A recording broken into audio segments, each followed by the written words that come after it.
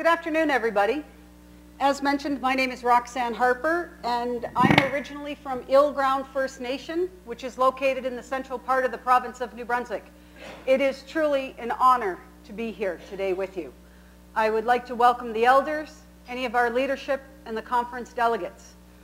When Grace asked me about a year ago to speak at your conference, and she was so excited, she said it's the 10th anniversary of the Northern Housing Conference.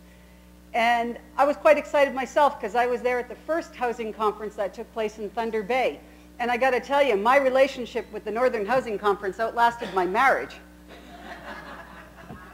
Probably because I love housing so much. So at least here I have, old familiar friends and some new friends. So it's truly an honor to be a part of a great event like this.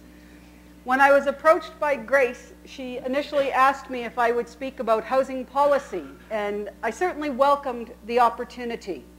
Because for myself, I believe a housing policy, while it has many benefits, its greatest strength is a housing policy is designed to protect both people and property. And in my world, as I know for many of you in this room, the single greatest resource we have as First Nations people is each other. And a housing policy is a modern-day way of protecting our own people while also protecting the dwellings that our people live in. On that note, I will apologize to you that we have no PowerPoint presentation, but that's actually kind of working out for me.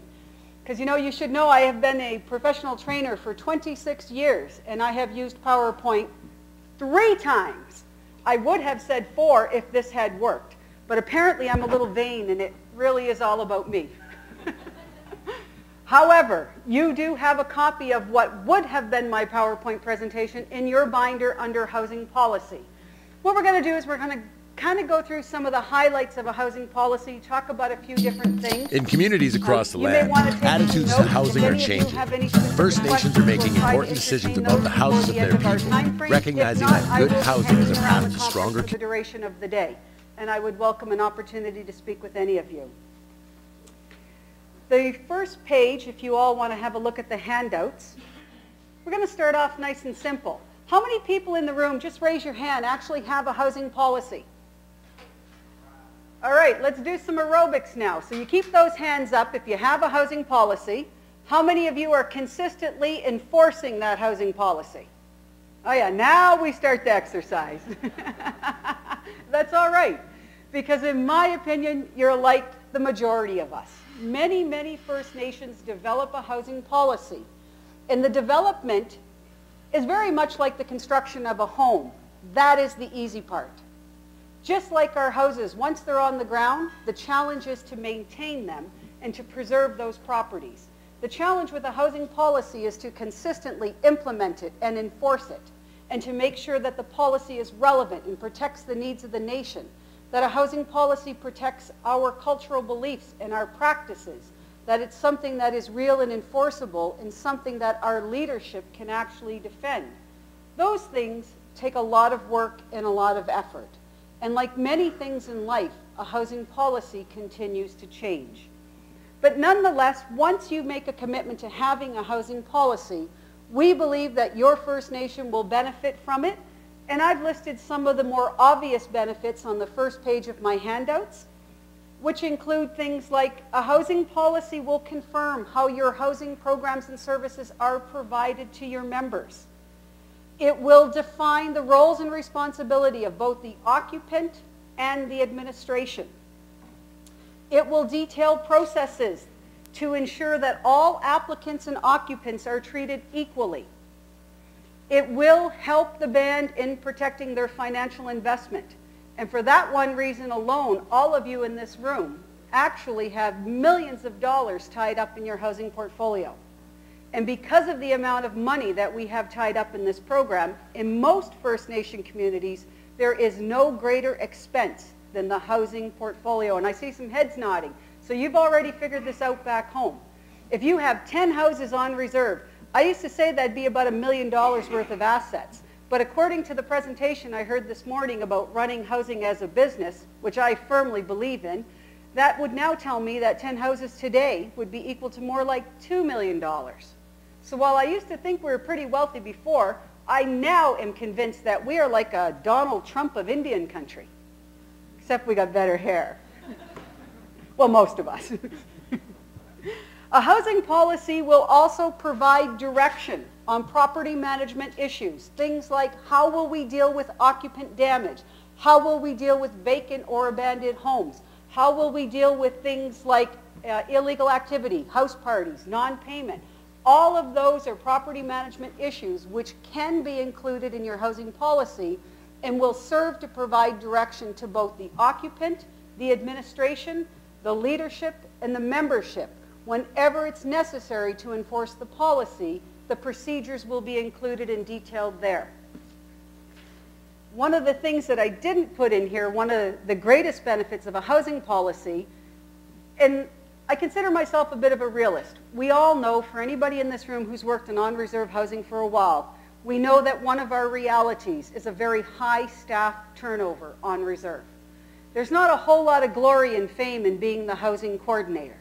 And sometimes when our housing staff have had enough, and it does happen, people also then find out that that housing coordinator who's no longer employed or serving the nation probably kept the only copy of the housing policy right here, and now it's gone.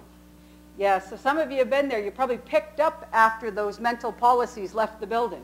The problem with that is now we're into an argument of he said, we said, she said, they said. You cannot win that argument. We're advocating take your policies and procedures, write them down, actually have them approved by your government and shared within the nation so that it becomes a public record of how you protect both people and properties. It also tells your history of how we took care of each other. Recently, one of my elders back home said to me that I shouldn't use the word policy. What I should use is a more traditional approach. Talk about our teachings, our way of life.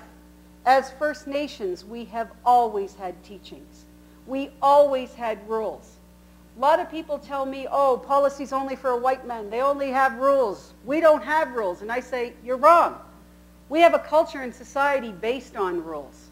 The problem we have today is we don't all necessarily know what those rules are, nor do we all respect what those rules are. Hence the need for a written document that can be communicated and shared. Another advantage of your written document for many of your communities is you could also translate it into your traditional dialect, which when we did some of this back home in the Mi'kmaq territory, we didn't just promote the policy, it also served to preserve our language, which was a really nice bonus on the side that I wasn't expecting. On the next page, we'll talk about a few things of a policy will work when, because a lot of bands have policies that do not work. You actually have to look at a policy and ask yourself, does it fit my community? And one of the first questions that I generally ask a band is your housing policy current and relevant to your nation? A lot of First Nations are working from housing policies that are dated 1987, 1994. Things have changed drastically since the last century. It's important to bring your policies up to date and current in matching the available programs and services that you have now. Has your housing policy been developed with community input? I believe the foundation of a healthy housing policy is community involvement. Housing policies should be developed for the community, by the community, with the community. Yes, I am aware that you can find them online today, but it is certainly not a one-size-fits-all. In my opinion, that is a myth. It does not work. You actually have to create the policies that protect both your people and your property. The answer is within every First Nation community. It's our job as housing providers to go out and ask the questions which will lead to the answers and the creation of a policy. Your housing policy should reflect current practices of your staff. What I find sometimes happens is I read a written document and it gives me very little direction. I will then talk to the housing coordinator and ask, how would you handle this situation? The housing staff generally have procedures, but again, they're not often written down and they're not always time sensitive. So it's really important that practice and the written word start to match up with each other. What's also equally important to us is to have resources, not just to develop the housing policy, but to implement it and to enforce the policy. We need to have staff, and we need to have qualified staff to manage the millions of dollars worth of assets that are on the ground, whether that's a homeownership program or a rental program. We are, in every sense of the word, property managers. And it's important that we hire qualified people to manage the assets. It's also important that our housing policies are understood by both the staff and our leadership, and that they not only know there's a housing policy, but they have an opportunity to review the document, to ask if they as a government can enforce this policy. Is it something that they can actually see themselves championing and defending? If not, then my advice to most First Nations is, if you do not have political support and the political will to implement the policy, if you can't change your government, you need to change the policy. And we need to look at policies that are real and enforceable in our community. So how do you do that? And that's probably the second most commonly asked question I get is, how do we get started with this housing policy process? My first advice to you is, do not recreate the wheel. We know there are policies in Indian country right now. You may even have one back home. The very first thing to do is take a look at your own housing policies and procedures and ask, do they support our housing goals? Now, many First Nation communities don't have a goal. And I asked somebody recently what their housing goal was, and they said it was to outrun the maddest tenant. And I thought, okay, that works for me. I think I worked in that community one time. But most of us, when we have a housing goal, it's because we're planning for the future. And I know a lot of people talk about planning, but planning is something our ancestors have always done. We are good at planning. We understand the concept of planning for tomorrow and for future generations. Housing policy is the very same thing. It starts with, what do we want to achieve? And what you may want to achieve is to build environmentally friendly homes, to build multiple units, to maybe look at sustainable housing operations, to offer different tenures of housing programs. It does not matter to me what your goal is, but it does matter to you, because you will never know if you get there unless you have a goal to measure and evaluate your performance on. Does the housing policy include all programs and services? Most First Nations offer different housing programs. Some of you may be using the CMHC Section 95 program. Some of you are using that strictly as rental. Other bands use it with a rent-to-own option.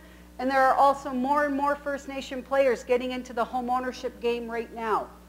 In addition to those three tenures, though, we often have programs like an elders program, a youth housing program, maybe a program designed for specifically low incomes or higher incomes. Regardless of what housing program you have, you will need a separate program and policy for each one of those options that exist in the nation. You also need to make sure that your policies match your practices. And one of the things that is proving to be even more and more obvious in recent history is housing policy should link with other departments at the band office. For instance, you need to know if housing policy supports some of the efforts that are taking place in lands management, especially as we all begin to embark on home ownership options, which could be tying up our land bases. So we need to look at what's happening in lands. We need to look at what's happening in child and family services. We also need to look at what's happening in finance and social development. They are all contributors to the housing process that takes place in our community. Therefore, we have a responsibility to make sure that our housing policies support those other programs and services as well. If you do not have a housing policy to start from, now before you go crazy and get on the internet, because I hear everything is on the internet nowadays, I would recommend that you look around this room and you find somebody who might be willing to share their housing policy with you. Why? Because you have a lot of things in common, the people who have gathered here today, primarily being northern communities. For those of you from remote communities, ask your neighbors from other remote communities.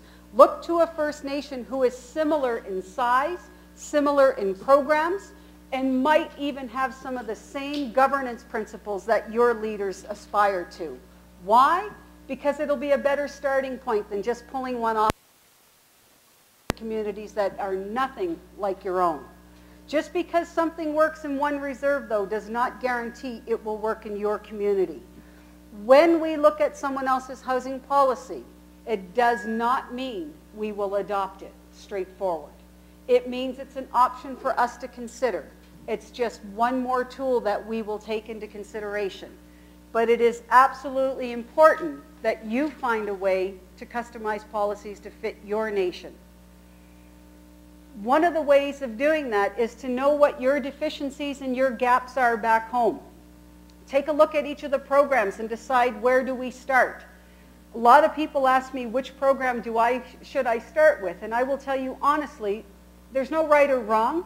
My preference is to generally start with a rental housing program. Why? Because I think rental is probably the most commonly available program in our communities. And don't confuse rental housing with everybody's paying rent. That's a whole separate issue. A rental housing actually refers to you as the band are the owner of said property and are offering it to a band member under, hopefully, a signed lease agreement. And therefore, the occupant is a tenant, you are a landlord, you have a rental relationship with this occupant. Whether or not you charge rent doesn't really concern us in regards to the fact that it is a rental tenure. I usually start there because it's often the program that needs the most work. For those of you who may be interested in home ownership, I generally tell a First Nation, my advice to you before you embark on home ownership is to clean up your rental housing program and to make sure that that is a sustainable option. Why? Because it's a good opportunity to look at preparing your people for the obligations and the responsibilities that go with home ownership. More and more First Nations are using their rental housing as a bit of a training period for band members. You live here successfully within compliance of the housing policy, carrying out all of your responsibilities. We will take an application from you and entertain moving you up to either a rent-to-own or a home ownership option. It actually eases our people into the responsibilities that go with housing. It's also important to remember housing policies need procedures. It isn't just about what you can and cannot do, but it's about how we're going to do something.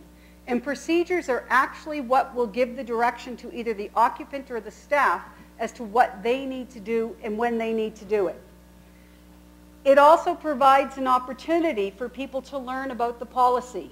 When we have housing policies in our community, we need to educate our occupants, our staff, our membership, and our leadership.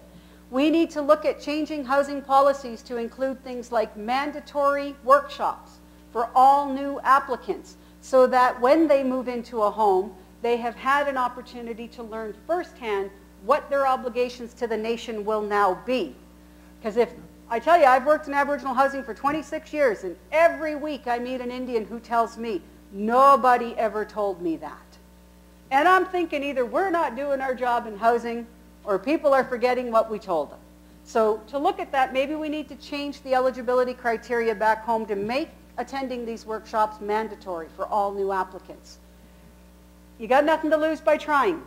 You could look at having more and more community meetings, having an open house on your housing department, sending out a newsletter and highlighting some of the housing policy issues, offering training to both occupants, leadership, membership, and other parts of the administration.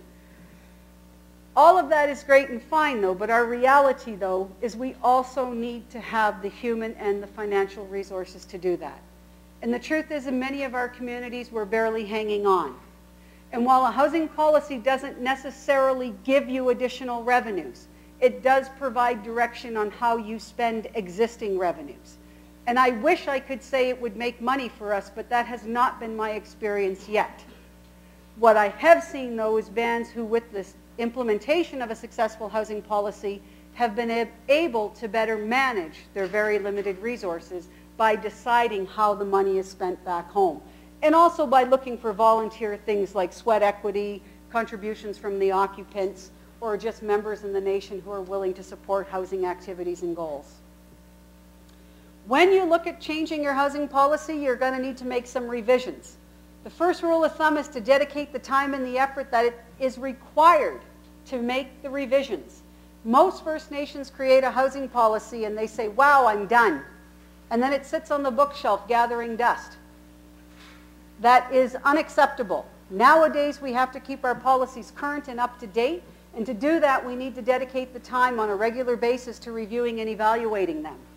We should involve other departments whenever we're revising our policies. Again, other departments at the band office, other departments outside of your community, things like the Tribal Council, things like Ontario First Nations Tech Services, things like Canada Mortgage and Housing, Indian and Northern Affairs. We have other resources that we can start to rely on in our communities.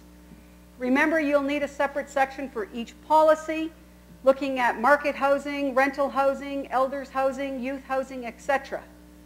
One of the most important things, and as I look around this room, I see a lot of housing coordinators that I've had the privilege to work with. You already know that one of the strengths of a housing policy is to have real and enforceable consequences. We need to change behavior in our community. And to do that, it begins with each of us, who's also a citizen of our community, and remembering that in life, there's always a consequence. The reality, though, for a lot of times with housing on reserve, is the consequence is felt by the entire nation, not the individual. So if I happen to be a tenant and I'm actually maybe damaging my property, not taking care of it or jeopardizing that home, I need to have consequences brought against me for my behavior. Why? Because a house built on reserve today in Canada has a very limited life expectancy, and that is wrong. Our houses that we're building have 25-year mortgages. In many of our communities, the house won't even last as long as the mortgage does. That is unacceptable. We need to implement consequences to control behaviors in the nation. We also need to look at the opposite side of consequences, and that is to start to celebrate those of our people that are successful, because we have many. Unfortunately, we tend to spend most of the time thinking, what can we do for the people who are breaking the rules? When what we should also be doing is looking how to celebrate those of our members who are successful. Those people who quietly do the right thing every day, not because they have to, but because they wish to. When we talk housing policy, it's important to talk about education. It's important to talk about getting support from within the community.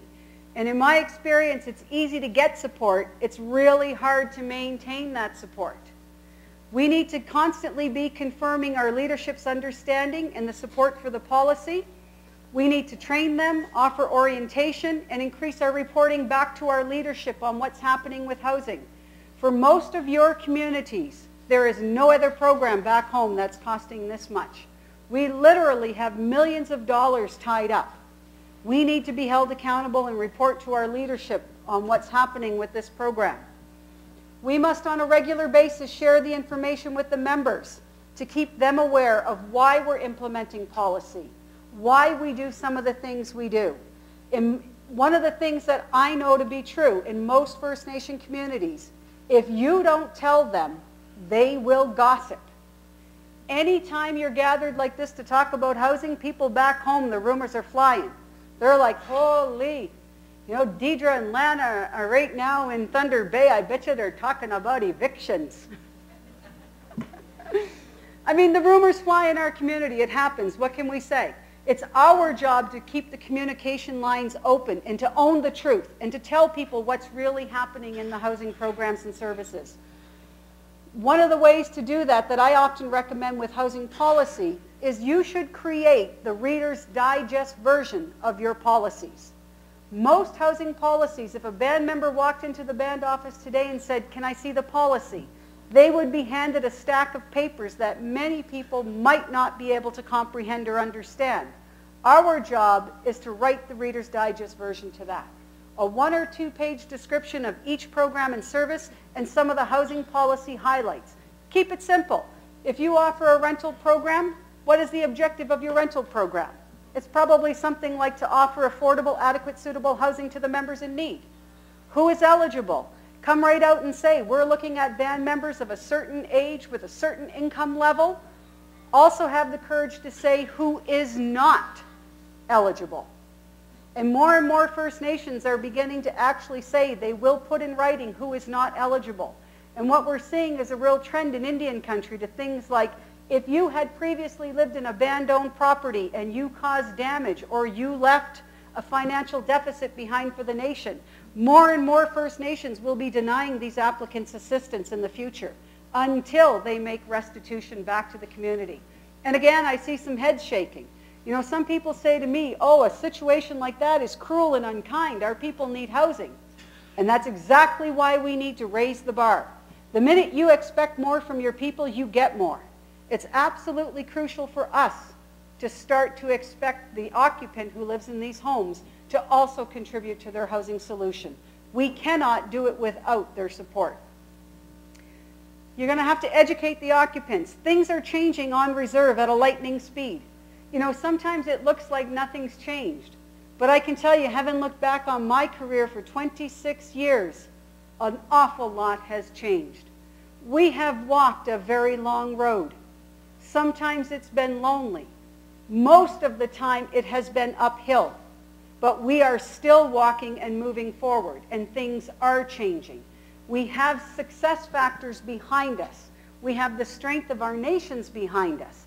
Take the time to look back on that and celebrate it, but to continue to plan for the future and to educate all people.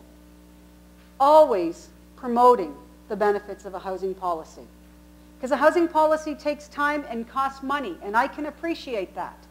But it also is an investment in our future. It will tell the story. When the day comes when those of us in this room here have joined our ancestors, the housing policies we leave behind will be our legacies, and it will tell how we cared for each other. Did we take care of our elders? Did we take care of our youth? The history will be written. This is your opportunity from a housing point of view to write that history through your own policies. That doesn't mean it's easy, because in addition to housing policies, of course, you need things like, it's just one tool.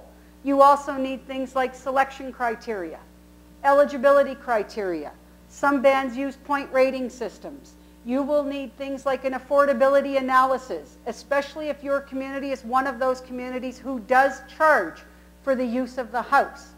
If you do, you need to be darn sure that your people can afford the payments. If not, then you need to go back and look at your overall program design and say, do we need to create a program that in fact works better for the nation?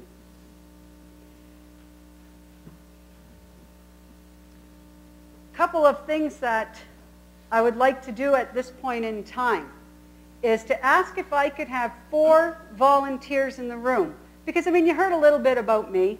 I'm not going to bore you and tell you too much more about anything else or my community, because it's your communities that matter. So I'm looking for 4 community volunteers right now.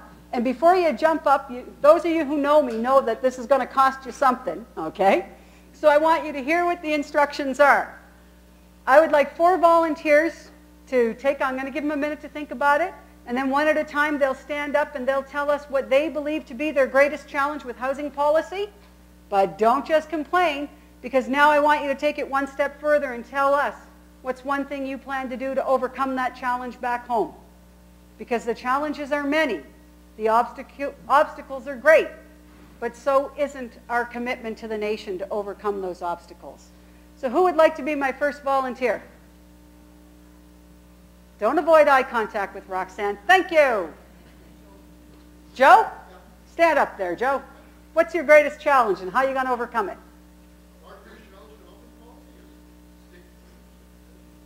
All right. So again, this is a great example of developing the policy is easy, but actually enforcing it consistently is the challenge. Okay.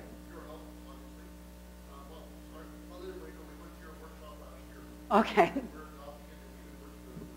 Excellent.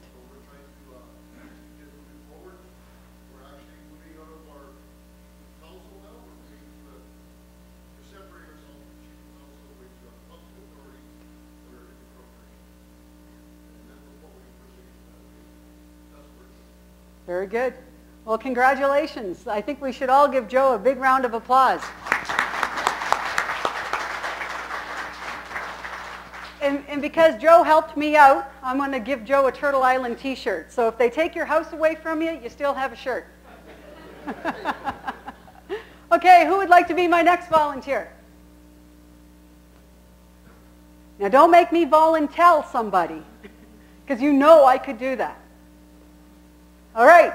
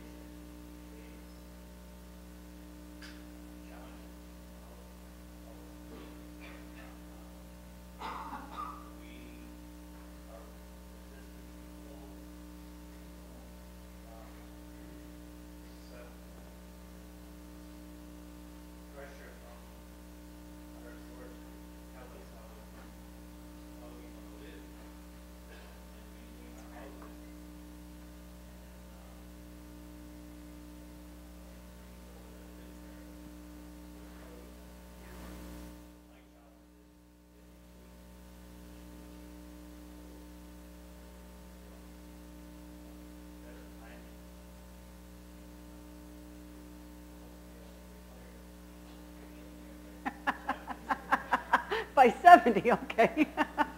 We can hope, and I'd never take away your hope, okay? That's a great story. Thank you very much. Because you know what? One of the things that's always important to remember is the past defines who we are. And our ancestors certainly did a good job of planning for the future because we're here. And because we're here, we have a responsibility to look to the past as we prepare for the future. Thank you very much for allowing. Sometimes I find in housing, we spend so much of our time thinking about the future that we forget to go back and look at what we know to be true in our communities. And what we know to be true is as First Nations, we are survivors because we are still here. Though things have changed. And you know, I actually get this question a lot, that how do we actually make our housing policy support our cultural practices and our beliefs? And I think there is a way to do it. It's a balancing act.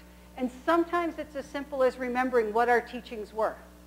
And I don't know a lot about your cultures, but I can tell you back east we have one teaching. And we try to look at all aspects of our lives, and this one teaching comes to mind, whether it's housing policy or your own personal finances. But it's a teaching of balance. In the old days in our communities, we all practiced balance. And what that meant is if Rock here didn't have any moose meat, and I did, I would share with him. Why? Because he needed it, and because I had a lot. It was important to share. And it's important to look at housing policies today of how do we embrace our cultures and our traditions from the past, but bring them into 2012 where things are different, because they are. You know, in the past we didn't have mortgages. Now we do. We have to plan for those differences. But the same basic principles of our culture can apply as we all begin to move forward. Thank you very much for that.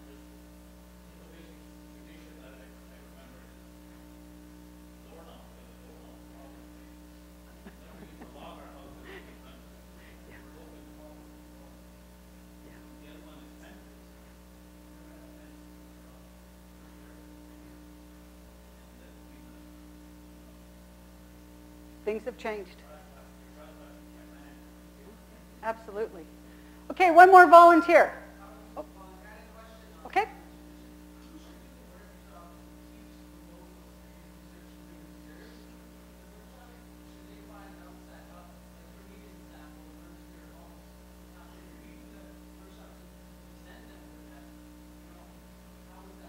I can't speak for his community.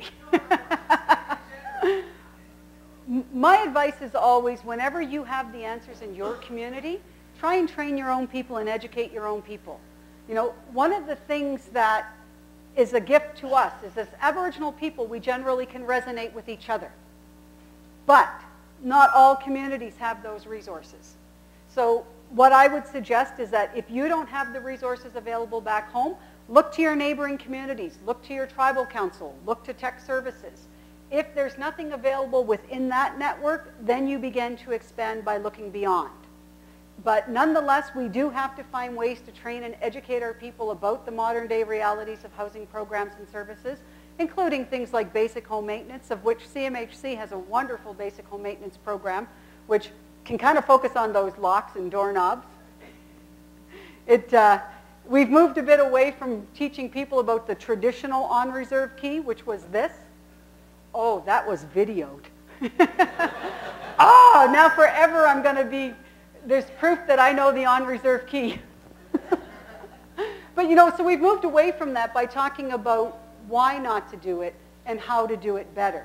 So if you can do your own training, you should. But that doesn't mean everybody has those resources or the time, which is another factor as well. I would suspect, though, that if in the industry there's ever a building supplier or a manufacturer who would like to help our cause, we would always welcome that. We'll find a way. Okay, I need 2 more volunteers to tell me what their housing challenge is and what are you going to do about it. Stand up, please.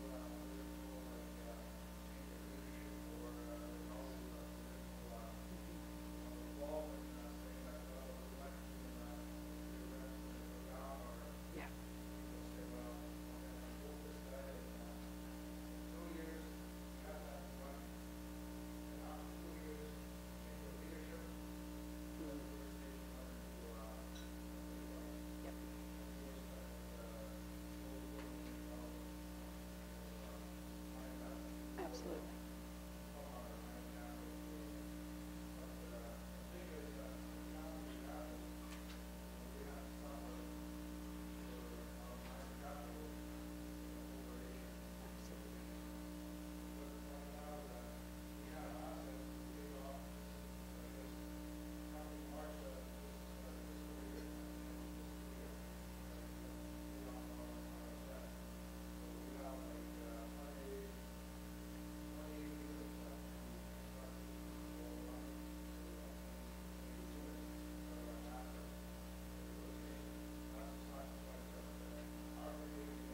Absolutely.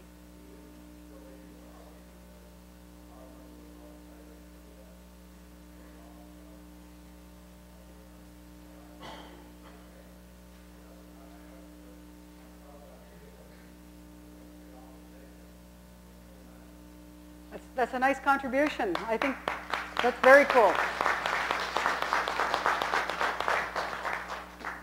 You know, once you have your assets paid off, and a lot of our communities are getting into this position, especially those of you who use the CMHC program, you may have phases that are now fully amortized.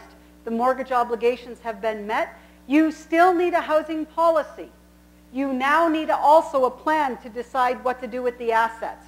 Out in Indian country, what has often happened is the people living in the home sometimes think once the mortgage is paid off, they're going to own the home.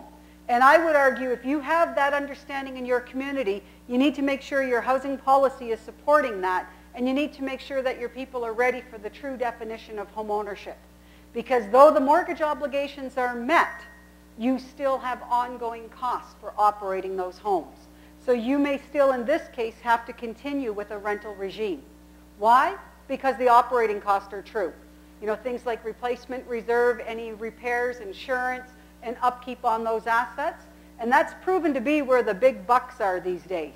You know, again, the construction is just an upfront one-time cost, but the maintenance and the repairs of these homes is forever, or for as long as those homes exist in your nation. But very good. Let me give you a t-shirt. Okay, I need 1 more volunteer. After that, I'll have to take my own shirt off. So, oh, wrong workshop.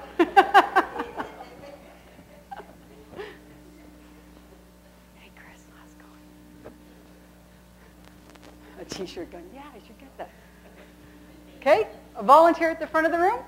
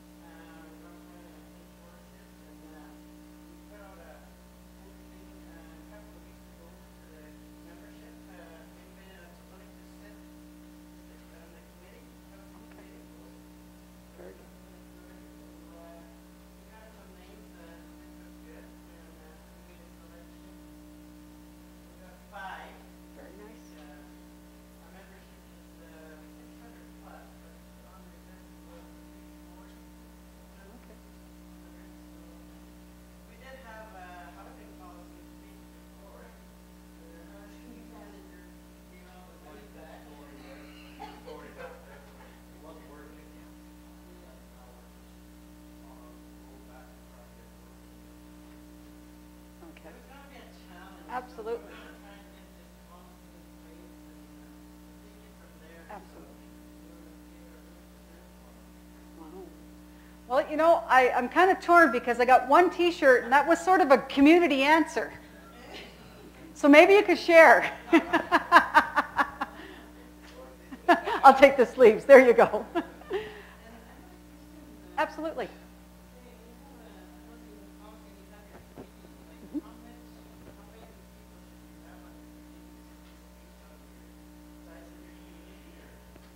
You know, a lot of bands ask when they decide that they're going to set up a housing committee or if they're evolving to a housing authority, which are really two very different structures. What is the perfect size? And my advice is usually, and I like the number 5. You know, the reason is it's manageable, it's containable. If you get into anything more than 5, it's really, really difficult to get any consensus. You know, when a housing committee is working together, though they don't often make decisions, the decision making is generally held by our chief and council, as long as it's a committee. Once you're an authority, that will change. But because a housing committee is looking to make recommendations and try to reach a consensus on something, you want to keep it to a manageable size, and I actually think 5. I would never go any more than 7. 5 seems to be the optimum number. Anything less than that, and it's sometimes hard to get a quorum. Of course, one of the challenges, too, is that it's also hard to find people who are free of a conflict of interest in our communities. You know, so you got to kind of work for that. It's also sometimes hard to find people who are brave enough to be a volunteer in housing. You know, because this is not an easy way to serve the nation. When I think of all the things we could do in our community, this has got to be the one committee that doesn't necessarily offer a lot of fun, okay? But it is a wonderful way to serve the nation. So I congratulate you on your housing committee and the use of one. That's nice to hear that. Any questions? Okay.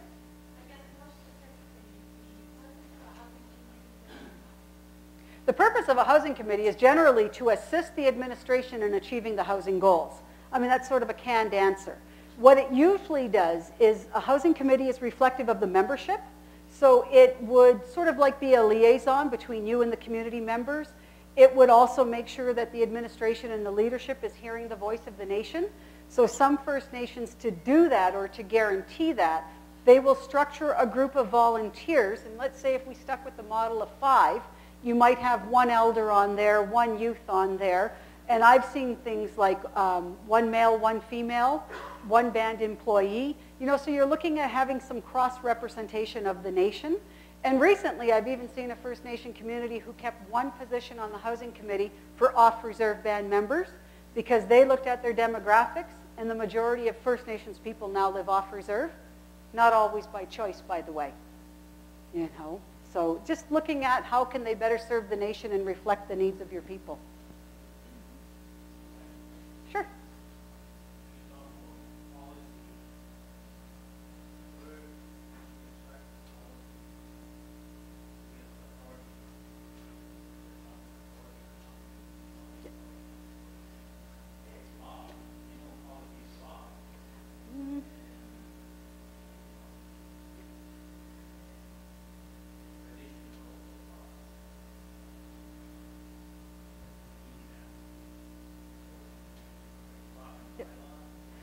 in some communities, there are bylaws that support housing policy. There is a difference between a housing policy and a housing bylaw.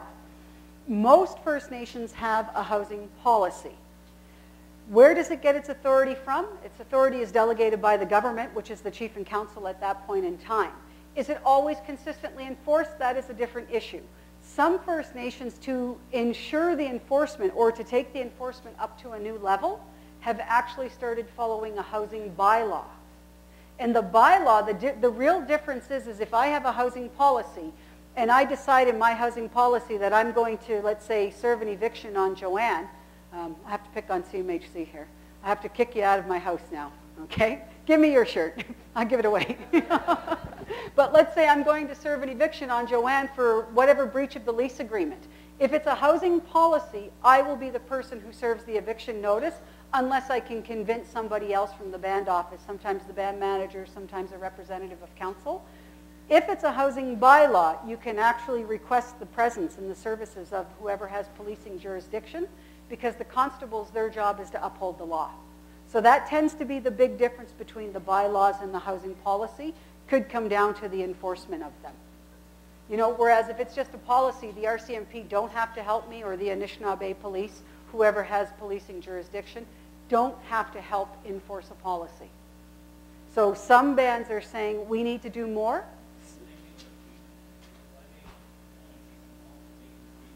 Yep.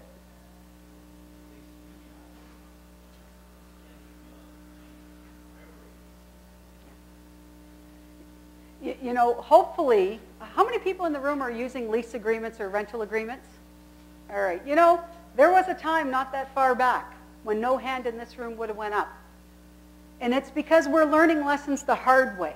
Those agreements are a legal binding contract between us and our occupants. Whether those are homeowner agreements, maintenance agreements, rental agreements, whatever the case may be. But the truth of those agreements is we have an obligation to honor what we have agreed to do. Which I think things are going to change pretty quickly on reserve right about now. One of the things that's worrying me about housing policy, and I mean, I don't know if you guys have been thinking about this, but now that the Human Rights Act applies on reserve, we all need to be worried about the relationships that we're having with our occupants, and whether or not we are acting as a landlord, whether or not we are providing the best quality service within our area of capability as a community. Because things are changing on reserve very, very quickly. And people are expecting more from us as administrators and as leaders. You know, the comment earlier about, and I just want to speak to it for 1 minute, about when governments change, a lot of us in this room, we know the truth is housing policy often hangs in a very fine balance. And it's often contingent on the political support in place at the time. Sometimes, if we lose that political support, the policy comes unraveled. The only way I can think to prevent that is through community education and support, is by selling the policy on a regular basis to your membership, to informing them, to educating them on the need for policies and how policies protect both people and property, and by letting people know we have to change how we do business. And recently, I've been working with a community whom I won't tell you who they were, because it doesn't really matter who they were. But they've been one of these communities, kind of similar to most of us, who every 2 years there's a different chief and council.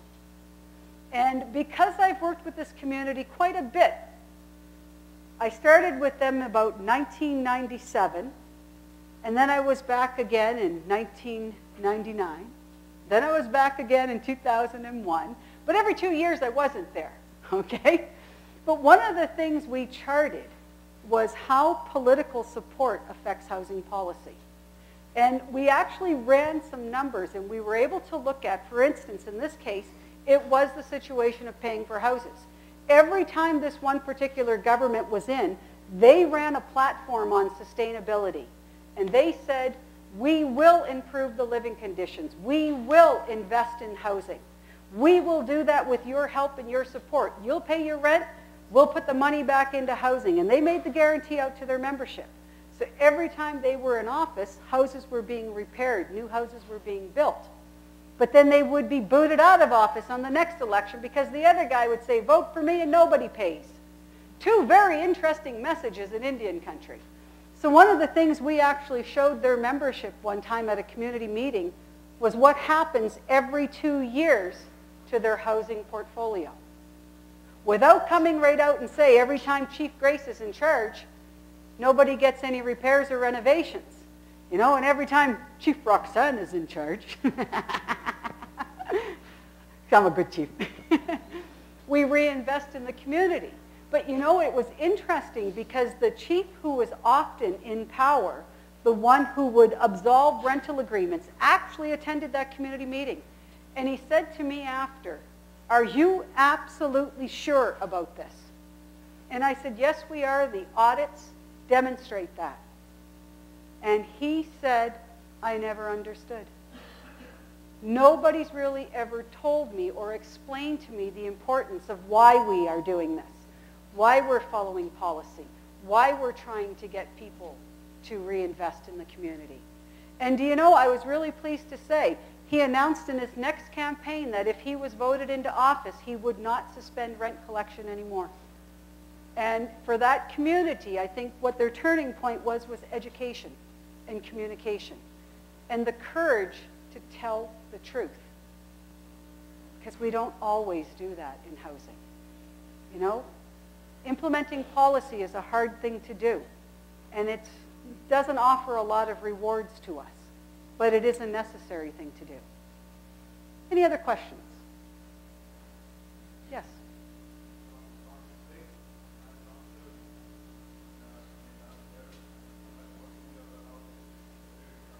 Yep.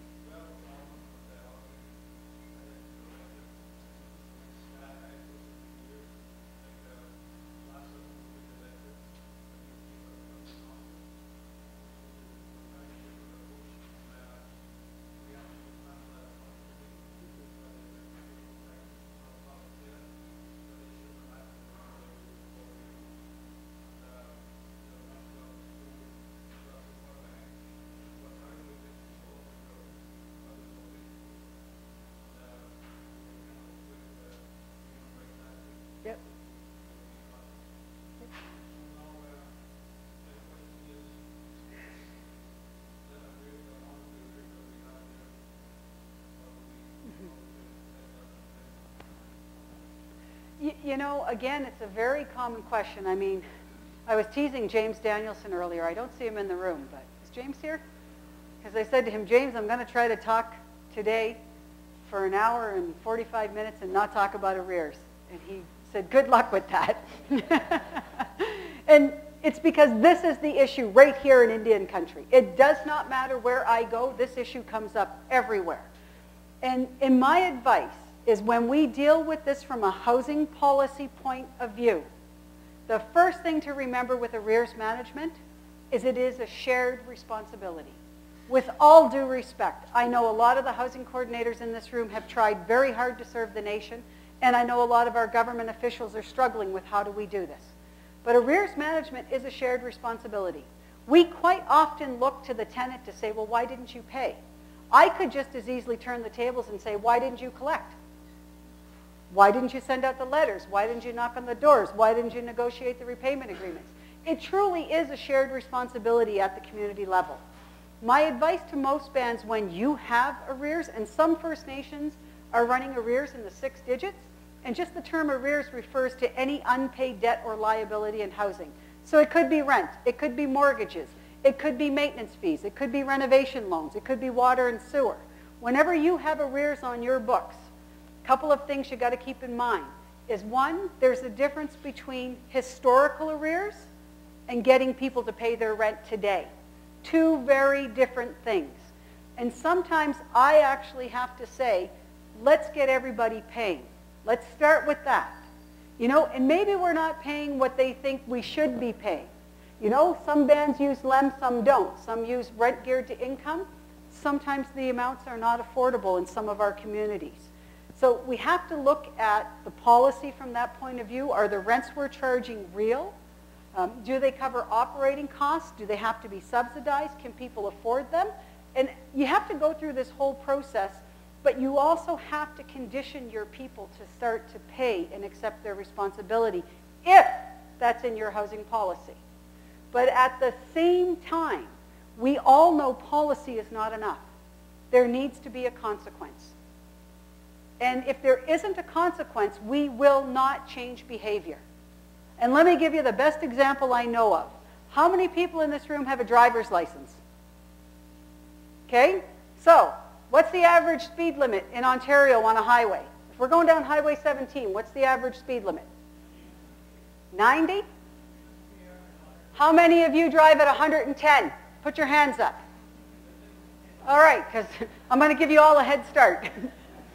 But when you see the OPP and you're driving at 110, what do? Why? Well, you know, there are some people where the housing policy won't frighten them. We just need severe consequences. But for the rest of us, we slow down. Why? Because we know there's consequences. We know the police will pull us over and they will fine us. We will probably lose points off our driver's license, and we will probably have an increase in our insurance premiums. There's real consequences to breaking the rules. We know that. The problem we have in housing, especially when it comes to arrears management, is we don't often have a consequence, or we have an idle threat. And sometimes when the housing staff attempt to enforce the consequence, it does not have political will, which goes right back to our leadership needs to support our housing policies, but for them to support a policy, they need to understand the policy. Our membership also has to understand those policies to allow us to enforce them. But for arrears management to work, you honestly do need consequences that will change behavior. Anything short of that won't. Not that I'm aware of.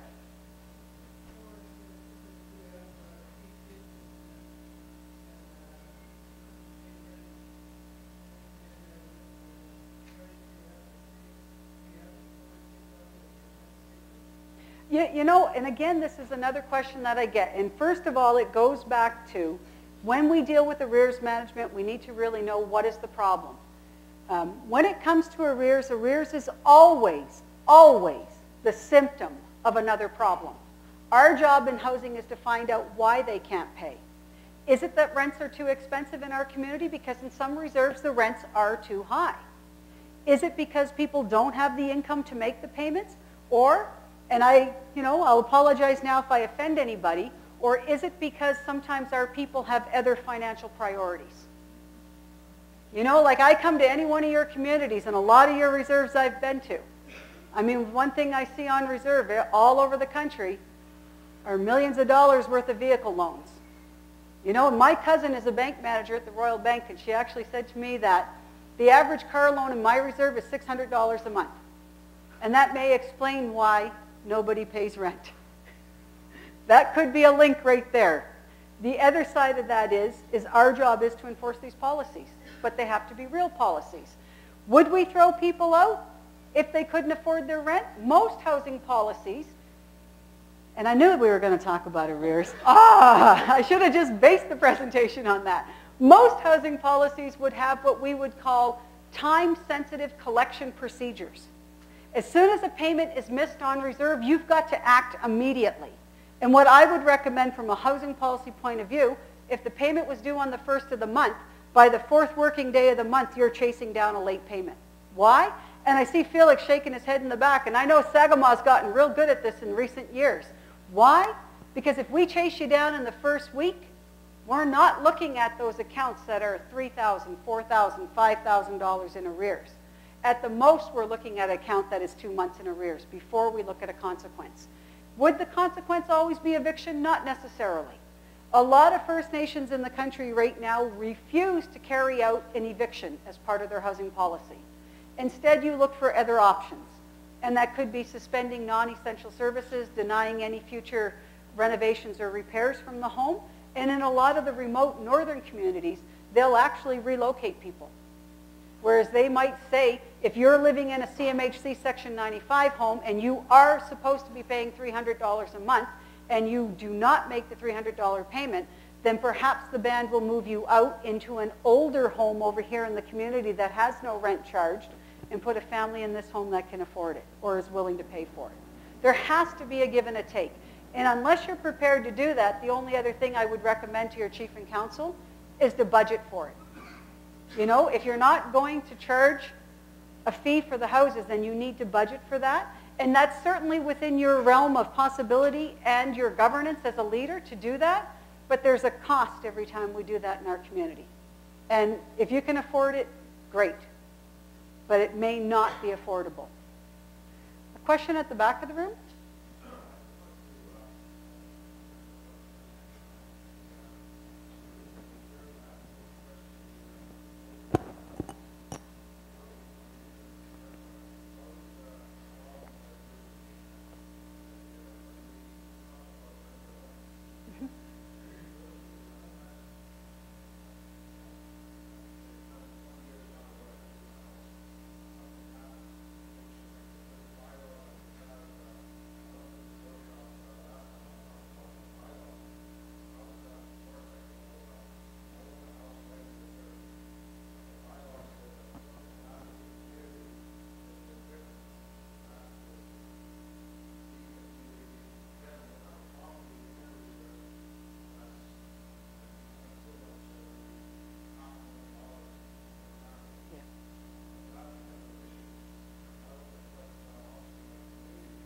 Mm-hmm.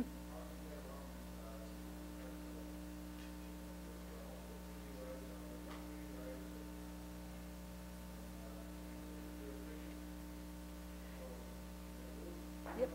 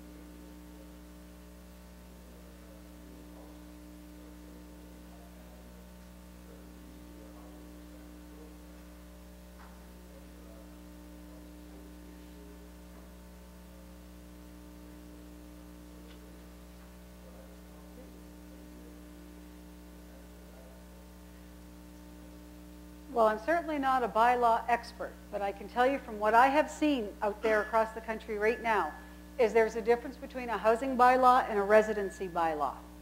Okay, so those are two different things. Usually with the housing bylaw, if there is an eviction, you are removed from a band-owned rental unit or a band-owned property. Whereas a residency bylaw, if you're removed from the territory. So those are two very different things. Most First Nation communities stick with the housing bylaw as opposed to the residency bylaw. And there are a few in the country, and I think you could easily find out who they are. But there's also a very detailed process that exists in those nations before anybody would ever be removed from the territory. Okay, so there's a certain process that has to play out. It's not an immediate suspension of your privileges or your rights to be in the community. Housing policy, like all policies in our communities, should always have a legal review. You want to be sure that your housing policy, in addition to being real and supportable in the community, does not contradict any existing policies in the nation, any existing bylaws, or if for some reason the laws of general application apply to you. Most of your communities, you may not have to comply with general laws of application. That tends to be more with the self-governed bands, but you should definitely get a band's legal advice. You know, go to your legal advisor, seek out their opinion on this, and you should also think about if you are going to do evictions, they need to be in your housing policy. And I would argue with anybody that an eviction is the very last resort. It is only after we have done everything else in our power to keep our people adequately housed. But they have to want to work with us, which goes back to our procedures in the housing policy. You know, if somebody kicks in a door, I don't immediately serve an eviction notice, because my job as the housing coordinator is to work with you to explain your obligations, to explain your roles and responsibilities, and to try to encourage you to live within the policy. Why? Because it's best for the nation. It may not be best for the individual, but it is best for all of us collectively. So I would argue that every housing policy needs to have those procedures that are time sensitive and respectful, but if you have to do an eviction, you will need to document it. And some First Nations are doing it. My guess right now would be across the country about 1/3 of the bands will actually do an eviction over things like not just rent, you know, and I know that sort of dominated our afternoon here, but over illegal activity, over illegal tenants. If people vacate a unit or abandon it, they will serve a notice to vacate officially and take the unit back. So it could be a lot bigger than just paying for the house. There are other reasons why you might do that. Yes?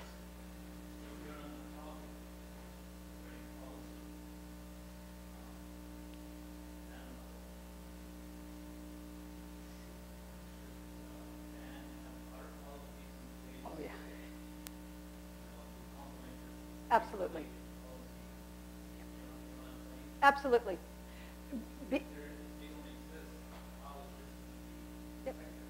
Absolutely. You need to tighten up straight across the administration. And a very recent situation that we came across was after the housing policy was tightened up and approved and implemented, that the housing staff, after about 6 months, quit. And I happened to be talking to the chief, and he said, yeah, my housing staff quit. I said, why? And he said they felt that housing was too regulated. And I said, well, where'd they go? He said, well, they all got jobs in finance.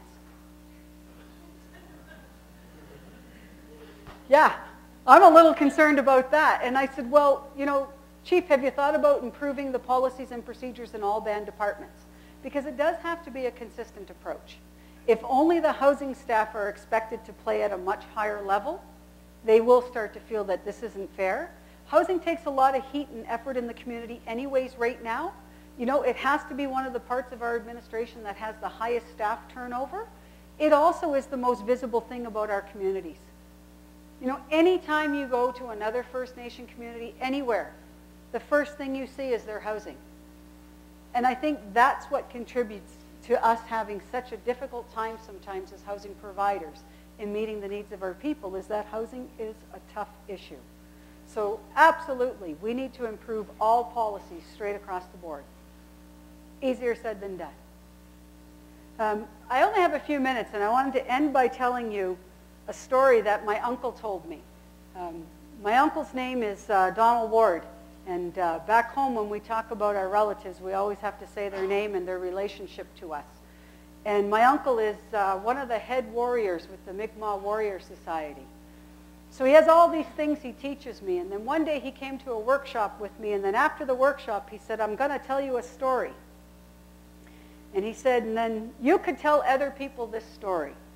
And the story is about this old man and his grandson, who together they own a donkey. And they decide one day that they should sell this donkey because they got to get some money So they put the donkey on a rope, and they say, well, let's take the donkey to the village and see if we can sell him. So as they're walking their donkey into the village, they pass a group of people over here, and this group of people says, look at that Indian guy and that boy walking a donkey. Boy, they're pretty stupid, eh? They got a perfectly good donkey, and they're both walking. So the grandfather thinks about that for a minute, and he says to his grandson, perhaps you should ride the donkey, grandson. So the grandson gets on the donkey, and they go a little bit further into the village. And this group of people over here says, look at that boy riding the donkey and making his poor old grandfather walk. Well, that's just disrespectful. Youth today have no respect for their elders. So the grandfather thinks about this for a minute, and he says to his grandson, perhaps I'll ride the donkey and you lead the donkey into the village. So they switch places. So now the old man is on the donkey, and they, lo and behold, they pass this group of people over here in the village. And this group of people says, look at that big man riding the donkey, making that poor little boy walk. Well, that little boy, his legs will never grow right. That's got to be some kind of child abuse. So the grandfather says, holy, you better get on the donkey with me, grandson, and we'll ride him together. So they pass this group of people in the village. And of course, this group of people says, look at that. Did you see that? Those two were riding that poor little donkey. That's got to be animal abuse. So the grandfather says, all right, and they pull over, and he says, grandson, we're both going to carry the donkey. So they get off the donkey, and they pick him up, and they hoist the donkey on their shoulders, and they walk into the village like this. And just before they arrive at the market, they got to go over this little tiny footbridge, but it's been raining. So don't they lose their footing, and they slip, and they both fall, and the donkey goes tumbling over the river ravine into the river, hits a rock, breaks its neck, and dies. And the moral of the story is, just like housing policy, if you try to please everybody back home, you might as well kiss your ass goodbye.